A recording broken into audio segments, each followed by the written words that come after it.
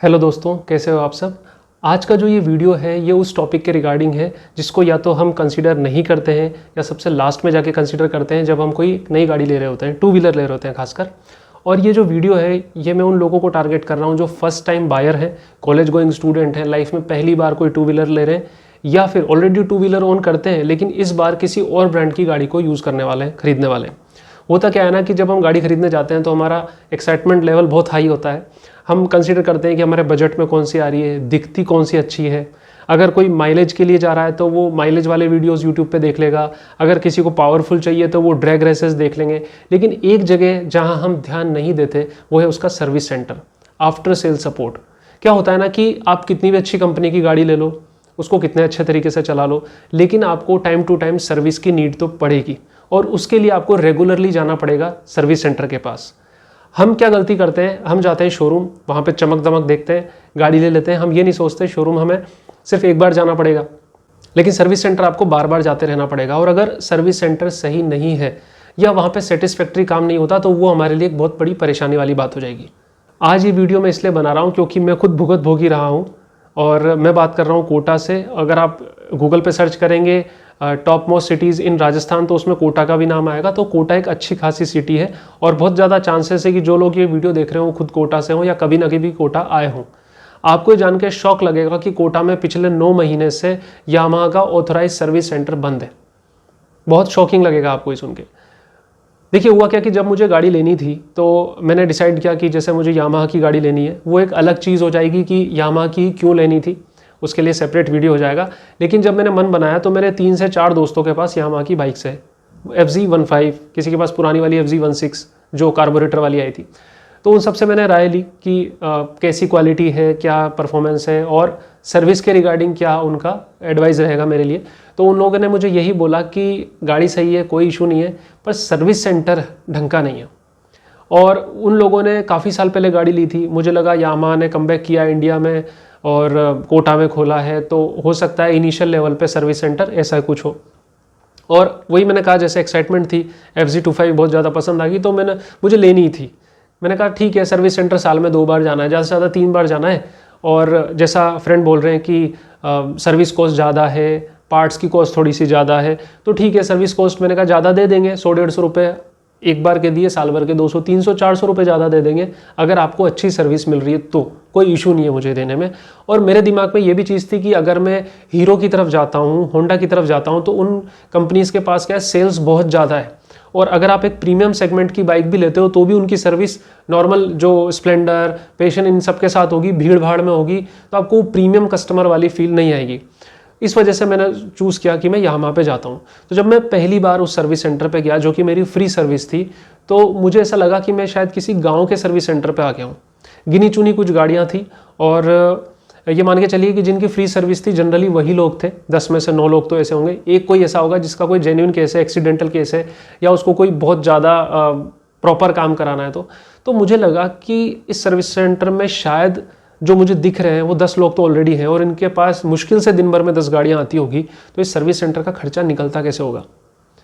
अब मैं आपको एक बात बताऊं कि जब कोई पर्सन मेहनत करके भी अपना खर्चा नहीं निकाल पाया ना, तो फिर वो बेईमानी से कमाने की सोचता है। ये पॉइंट्स मैं आगे बताऊंगा। तो पहली बार का ये हुआ कि मुझे लगा कि ठीक है प्रीमियम, पहली बार यामाहा की सर्विस सेंटर पे मैं गया हूँ। मैंने देखा कि ये वॉश कैसे कर रहे हैं बाइक को, अच्छा प्रॉपर बाइक शैम्पू ले रहे हैं, नहीं ले रहे, नहीं नॉर्मल क्लिनिक प्लस चल रहा है। उसके अलावा एक फ्यूल इंजेक्टेड बाइक को कार्बोरेटर बाइक से अलग तरीके से ट्रीट किया जाता है। मुझे लगा कि वैसा कुछ ट्रीटमेंट मिलेगा, नहीं था। थैंक गॉड नहीं था, क्योंकि जिस तरीके से मुझे वहाँ के मैकेनिक लगे, मुझे नहीं लग रहा था उनमें कोई ज़्यादा स्किल्डनेस है। मुझे गाड़ी देने में भी ऐसा लग रहा था कि क्या करूँ, देनी तो पड़ेगी, फर्स्ट सर्विस है, फ्री सर्विस है, और अगर मैंने ये सारी सर्विसेज यहाँ नहीं करवाई तो मेरी वारंटी वॉइड हो जाएगी। तो मैंने कराया, ध्यान दे के कराया। मुझे बताना पड़ रहा है कि ये जो आप ऑयल डालोगे, इंजन ऑयल डालोगे, तो ये जो आपकी फनल है इसको धूल मिट्टी में मत रखो, साफ़ करो कपड़े से। ये सारी चीज़ें मुझे बतानी पड़ रही है उनको। मेरे को बताना पड़ रहा है कि स्पार्क प्लग तो देखो एक बार, फर्स्ट सर्विस है, सबसे क्रिटिकल सर्विस होती है, पहली बार गाड़ी ऑन रोड चली है, उसने प्रैक्टिकलिटी वाले जो भी एटमॉस्फेयर है उसको फेस किया है, कैसा उसमें परफॉर्मेंस दी है, उनको चेक तो करो। तो बड़ा मन मार के वो लोग काम कर रहे थे। मुझे भी लगा कि ठीक है यहाँ पे इतनी कस्टमर नहीं आते हैं, शायद उस वजह से ऐसा हो रहा है, पर मेरी तो इसमें गलती नहीं है ना, मैंने तो पूरे पैसे दे के बाइक खरीदी है, मुझे तो उसका यूज़ मिलना चाहिए ना। ठीक है, फर्स्ट सर्विस मैंने जैसे तैसे करा दी, उसके बाद मैंने गाड़ी को चलाया। सेकंड सर्विस में काफ़ी ज़्यादा गैप था, अच्छी खासी गाड़ी चली, हाई स्पीड पे भी चलाया मैंने, सब तरीके से टेस्ट करा। उसके बाद मुझे अपनी बाइक में एक टैपेट नॉइस आने लगी। मैंने काफ़ी सारे यूट्यूब वीडियो देखे, आपको पता होगा FZ25 में कॉमन है ये। मैं गया सर्विस सेंटर पे, मैंने उनको बोला कि ये टैपेट नॉइस क्यों आ रही है मुझे। तो पहली बार में उन मैकेनिक ने मुझे बोला कि ये क्या होता है टैपेट नॉइस, ऐसा तो कुछ भी नहीं होता। मैंने गाड़ी चला के बताई सबको कि कहाँ आ रही नॉइस। 10 मिनट तक मेरी उनसे बहस चली। उन्होंने साफ इनकार कर दिया कि मुझे किसी भी तरह की कोई नॉइस नहीं आ रही है। मैंने उनसे बोला कि ठीक है, मैं कस्टमर केयर पे बात करता हूँ, इतना बोलना था। उन्होंने बोला 1 मिनट आप बैठो, हम देखते हैं। फिर वो कुछ पत्ती वगैरह जैसी लाए मेटल की, जिससे वॉल्व क्लियरेंस सेट किया जाता है। मैं समझ गया। मैंने कहा वॉल्व क्लियरेंस सेट करो कि हाँ कर देते हैं, शायद उससे आवाज़ दब जाए। अपनी गलती उन्होंने मानी नहीं कि हाँ मेरे को पहली बार में बोलना चाहिए था ये बात। फिर वो हेड खोलने वाले थे इंजन का। मैंने उनको बोला कि आपके पास एयर गन है, कम से कम धूल मिट्टी तो साफ करो, डायरेक्ट आप इस हेड को खोलोगे धूल मिट्टी अंदर जाएगी। तो वो बड़े हंसने से लगे कि ये क्या बात करी, हमारा तो भैया रोज का काम है। मैंने कहा अगर आपका रोज का काम है तो आपको तो अभी आवाज़ ही नहीं आ रही थी। फिर उन्होंने सेट कर दिया, सारा कुछ हो गया, घर आ गया। उसके बाद मेरे दिमाग में आया कि जैसे ही जिस दिन भी मेरी फ्री सर्विसेज खत्म होगी, मैं दोबारा शायद सर्विस सेंटर पे नहीं जाऊंगा, इस तरह का माहौल वहाँ देख के। तो जब मैं लास्ट फ्री सर्विस के लिए वहाँ गया तो मैंने सोचा कि क्या करना क्या है, इंजन ऑयल, ये ऑयल फिल्टर, एयर फिल्टर, ये सब लेके रख लेता हूँ मैं। तो जब मेरी गाड़ी की सर्विस चल रही थी, उसी बीच में मैंने उठ के वहाँ पे जो डिलीवरी पॉइंट होता है, जहाँ पे सारा पार्सल आपको मिलता है सब कुछ, उनको मैंने बोला कि मुझे एक्स्ट्रा ये सब चीज़ें चाहिए। तो वो बोलते हैं कि आपकी गाड़ी के लिए तो ऑलरेडी डिस्पैच हो चुका है, जा चुका है वहाँ पे। तो मैंने कहा नहीं, मुझे चाहिए एक्स्ट्रा रखने के लिए। कि नहीं, ऐसा नहीं मिलेगा, कोई दुकान नहीं है, ये सर्विस सेंटर है, यहाँ पे नहीं मिलेगा। वो चीज़ भी मेरे लिए बहुत ज़्यादा शॉकिंग थी। भाई ऐसा क्यों, आपको पैसे दे रहा हूँ ना, फ्री में थोड़ी ना ले रहा हूँ। मान लिया कि आपके यहाँ इतनी ग्रोथ नहीं है, इतने कस्टमर नहीं आते, तो अगर कोई आपके यहाँ से सामान ले रहा है तो आपकी कमाई तो हो ही रही है ना उसमें। इसके अलावा एक और इंसिडेंट मुझे याद आया, जब मैं सेकेंड टाइम ही सर्विस कराने गया था अपनी गाड़ी की। तो जब सर्विस करा के मैं घर पे आया तो मुझे इंजन में कुछ अलग सी आवाज़ भी आई। तो मुझे लगा कि शायद ये टैपेट क्लियरेंस कराया है उसकी वजह से है, पर मुझे लगा कि जब टैपेट क्लियरेंस सही हो गया, मतलब वॉल्व क्लियरेंस सही हो गया है, तो आवाज़ तो कम आनी चाहिए, ये ज़्यादा कैसे आ रही है। और मैंने अंदाजे से फ़ोन लगाया सर्विस सेंटर में। मैंने उन मैकेनिक का नाम लिया जो मेरी गाड़ी पे काम कर रहे थे। थैंक गॉड मैंने उस दिन नाम पूछा था उनका। उनसे मैंने पूछा कि ऑयल कितना डाला है गाड़ी में। तो जितना डालना चाहिए उससे 100 ml ऑयल उन्होंने कम डाला था। आप बिलीव करोगे, आप ऑथराइज सर्विस सेंटर पे जा रहे हो जहाँ पे ट्रेनिंग मिलती है लोगों को प्रॉपर किसी गाड़ी के बारे में, और यहाँ की गिनी चुनी तो गाड़ियाँ आती है, कोई हीरो होंडा की तरह बहुत सारी गाड़ियाँ थोड़ी आती है, TVS की तरह रोज़ नए मॉडल लॉन्च हो रहे हैं। उसका भी उनको पता नहीं था। मैंने घर पे अपनी हेडेक लेके 100 ml उसमें मेजर करके डाला सिरिंज के थ्रू, सर्विस कराने के बावजूद। अब इससे भी तगड़ा मैं आपको बताता हूँ क्या हुआ कि मैं जब एक और बार अलग से चल के, मुझे लगा ठीक है उस दिन कुछ हुआ होगा, फिर से मैं सामान लेने गया, फिर से यही सब बातें रिपीट हुई कि ये कोई डिलीवरी पॉइंट नहीं है, यहाँ सामान आपको नहीं मिलेगा, करानी है तो सर्विस कराओ। मैं थोड़ा पीछे पड़ा तो बोलते हैं कि ठीक है ऐसा है, आपको ये ऑयल चाहिए, ऑयल फिल्टर ये सब चाहिए, हम दे देंगे आपको, पर इसमें सर्विस कॉस्ट जोड़ के देंगे, मतलब जितना हम सर्विस लेते हैं उसका करके दे देंगे। तो मैंने कहा कोई पागल ही शायद होगा जो यहाँ पे आपको सर्विस के पैसे दे और मार्केट में जाके कराएगा। कि हम क्या बोल रहे हैं कि आप मार्केट में कराओ, आप यहाँ पे आके कराओ ना। उनकी सर्विस चार्जेस इतना ज़्यादा है जितना मार्केट में मैं 2 से 3 बार में करा दूँ। ये बात मैंने उनको बोली कि आप इतना सर्विस कॉस्ट क्यों ले रहे हैं फिर। तो बोलते हैं कि यहाँ के ऑथराइज सर्विस सेंटर में काम हो रहा है, क्वालिटी है। मैंने कहा क्वालिटी आपकी देखी हुई है। उसके बाद मैंने कस्टमर केयर पे कॉल किया, कस्टमर केयर वालों ने सारा कुछ पूछा, सब बताया मैंने उनको। फिर कस्टमर केयर वालों ने कहा मुझे फ़ोन पे बात कराओ उनसे। बात कराई, वहाँ पे जो मैनेजर बैठे होते हैं। फ़ोन कटने के बाद वो बोलते हैं कोई दिक्कत नहीं, आप घर जाओ, हम देख लेंगे, जो हमारे रूल है वो तो यही रहेंगे। तो मुझे लगा इन लोगों में इतना कॉन्फिडेंस नहीं, कॉन्फिडेंस तो पॉजिटिव वर्ड है, इतनी अकड़ कहाँ से आ रही है। तब मुझे पता लगा कि उसके 3 से 4 दिन बाद जब मेरा फ्रेंड अपनी पहली फ्री सर्विस कराने गया गाड़ी की, तो देख के शौक रह गया। वहाँ पे सर्विस सेंटर बंद था, कोटा में शोरूम बंद था, और वहाँ पे किसी और कंपनी का सर्विस सेंटर खुल गया।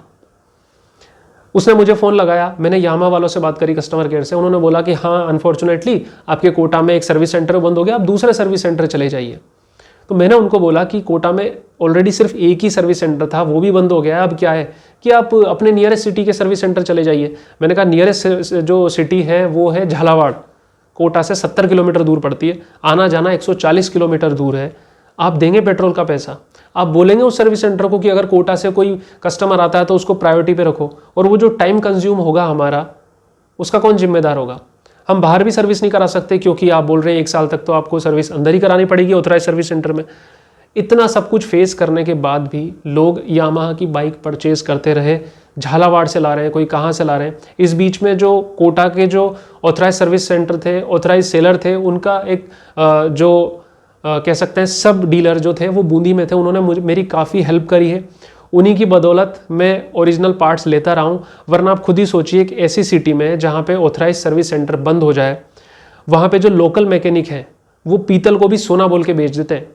मैं सबकी बात नहीं कर रहा हूँ, सबने ऐसा नहीं किया, पर मोस्ट ऑफ द मैकेनिक्स ने यही किया, बेकार क्वालिटी के पार्ट्स लगाए ओरिजिनल बोल के।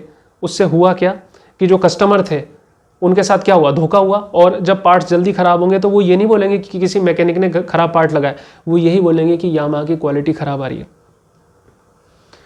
तो यामाहा वालों, अगर आप ये सब सुन रहे हो तो मेरे वर्ड्स शायद थोड़े टफ हो सकते हैं, लेकिन मतलब फील समझो। आप जब प्रीमियम चार्ज करते हो किसी बाइक के लिए तो कस्टमर प्रीमियम चार्ज आपको इसलिए देता है, उसको लगता है कि हाँ आपकी क्वालिटी बढ़िया है, आप सर्विस सेंटर का अच्छे से ख्याल रखेंगे। तो ये ड्यूटी आपकी है, ना कि कस्टमर की, कि उसको प्रॉपर सर्विस मिले। ये वो इंडिया नहीं रहा है जहाँ पे आपका कंपटीशन सिर्फ देसी कंपनी से हो, बजाज, टीवीएस, हीरो। आज के टाइम पे होंडा भी इंडिविजुअल हो चुका है, कावासाकी आ रहा है, टाइगर आ गया। ये लोग नेक टू नेक आपको कंपटीशन दे रहे हैं, अच्छी से अच्छी सर्विस दे रहे हैं। आप क्या कर रहे हैं, सिर्फ अच्छी क्वालिटी बोल के गाड़ी बेचने से गाड़ी नहीं बिकेगी। सर्विस का भी आपको ध्यान रखना पड़ेगा। तो जो फर्स्ट टाइम बायर हैं वो जरूर से जाएं। और जो लोग ये वीडियो देख रहे हैं और यामाहा की कोई बाइक ऑन करते हैं और कोटा से हैं, वो खासकर टाइम निकाल के कमेंट करें, इस वीडियो को लाइक करें और अपना इशू बताएं, क्योंकि इस वीडियो को मैं यामाहा इंडिया को टैग करूंगा। हो सकता है अगर आपको कोई इशू आ रहा हो तो वो रिजॉल्व करने की कोशिश की जाए। और अदर सिटीज़ से कोई देख रहे हैं तो मुझे बताइए कि आपकी अदर सिटीज़ में यामाहा के सर्विस सेंटर्स का क्या हाल है। मैं क्यूरियस हूँ ये जानने के लिए कि सिर्फ कोटा में ऐसा हाल था या और भी सिटीज़ में यामाहा के सर्विस सेंटर ऐसे ही चल रहे हैं। क्योंकि अगर हर सिटीज़ में यही हाल है तो मैं बिल्कुल भी यामाहा की बाइक्स को रिकमेंड नहीं कर पाऊंगा किसी को भी। क्योंकि आप कितनी अच्छी बाइक ले लो, आपको सर्विस कराना है, सर्विस सेंटर जाना पड़ेगा। और जो मैंने 9 महीने से फेस किया, 9 महीने हो गए सर्विस सेंटर बंद हुए, इस बीच में मैंने 3 से 4 बार यामाहा को कॉल किया है और उनका आंसर यही था, सर करोड़ों का प्रोजेक्ट होता है तो टाइम लगेगा ओपन होने में, तब तक देखिए आप करा लीजिए। बड़े अजीब से उन्होंने आंसर दिए हैं।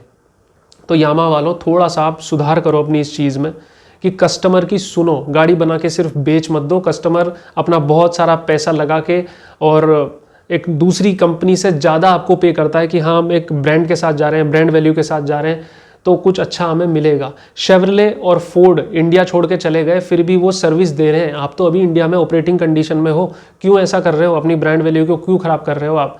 डेफिनेटली यामाहा की क्वालिटी बहुत अच्छी आती है, लंबे टाइम तक आप सर्विस नहीं कराओगे तो भी गाड़ियाँ चलती रहती है, पर ये कोई सही आंसर नहीं है। सो फाइनली मैं ये कहना चाहूँगा कि इस पूरे वीडियो को कुछ नेगेटिव ना लें यामाहा वाले, इससे पॉजिटिव फीडबैक लें और आने वाले टाइम में कस्टमर को अच्छा सपोर्ट करने की कोशिश करें। और कोशिश करें कि ज़्यादा से ज़्यादा कस्टमर जिनकी पेड सर्विस हो वो सर्विस सेंटर्स जाएं। ऐसी कोई इनिशिएटिव चलाओ जिससे कि वो सर्विस सेंटर जाना पसंद करें, उनको कोई पैकेज दो सर्विस का, उनको पार्ट्स की डिलीवरी होने दो। ये क्या बात हुई कि सर्विस कराओगे तो ही हम पार्ट्स देंगे, उन पैसा तो दे रहा है ना वो आपको। तो ये भी इंश्योर करो कि कस्टमर को पार्ट खरीदने की सहूलियत मिले। ये कौन ध्यान रखेगा, हमारी मर्जी, हम खुद स्टोर करना चाहते हैं, इंजन ऑयल में खुद डाल लूंगा, उसमें क्या लेना देना है। मार्केट में 10 रुपये में 20 रुपये में इंजन ऑयल डलता है, सर्विस सेंटर वाले 50 रुपये ले रहे थे, उस पर भी जीएसटी चार्ज कर रहे थे मुझसे 18%। कितनी अजीब बातें हैं। तो आप इन सब चीज़ों को समझो। ये वीडियो बहुत ज़्यादा लंबा हो जाएगा और आपको भी जो भी इश्यूज़ आ रहे हो आप ज़रूर से नीचे कमेंट करिए। और मतलब लैंग्वेज का थोड़ा ध्यान रखें, यामाहा को ऐसा कुछ बोलना नहीं है। यामाहा काफ़ी अच्छी कंपनी है, हो जाती है गलतियाँ कई तरीके की, सुधार होगा, हम ही लोग फीडबैक देंगे। और कोशिश करिए कि ज़्यादा से ज़्यादा लोगों तक ये शेयर करें। होपफुली शायद कोटा में वापस से फिर सर्विस सेंटर ओपन हो सके और हमें वापस से सहूलियत मिल सके। थैंक यू, मिलते हैं वीडियो के लिए और सपोर्ट बनाए रखने के लिए बहुत बहुत thank you. Bye bye, take care.